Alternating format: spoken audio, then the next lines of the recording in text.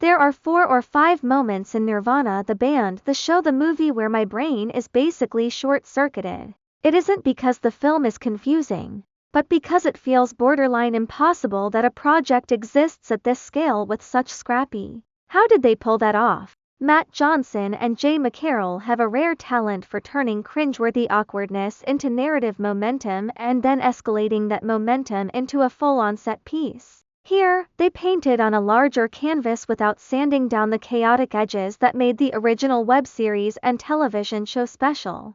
If you've never seen the Nirvana the band, the show, web series, or the later television continuation, the premises lands quickly because it is so perfectly dumb and specific.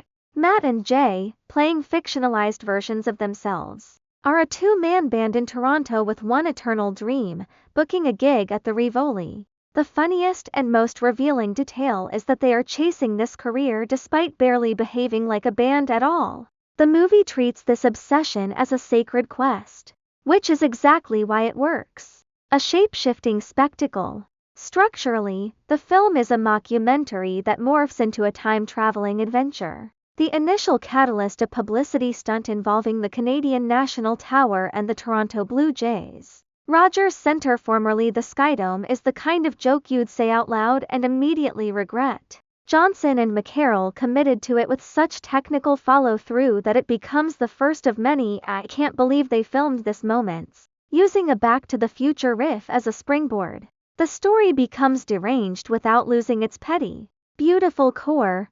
Matt and Jay are addicted to the bits and to each other's specific brand of chaos. A huge part of why the movie plays bigger, and it should, is Jared Robb's camera work. It keeps things urgent and on the fly, as if the movie is being assembled in real time. However, the construction underneath is far more meticulous than it appears. It's the kind of filmmaking that makes you laugh at the stupidity of a plan while simultaneously admiring the competence required to stage it. Escalation and heart. The comedy isn't just pop culture references, it is character-rooted escalation. One small lie becomes a panic spiral. The movie understands the specific misery of being an adult still chasing a dream from your early 20s, especially when that dream is less about art and more about validation. Surprisingly, for all the "how did they get permission" insanity, the film is weirdly sincere about friendship. The time travel framework literalizes the way we all replay old versions of ourselves,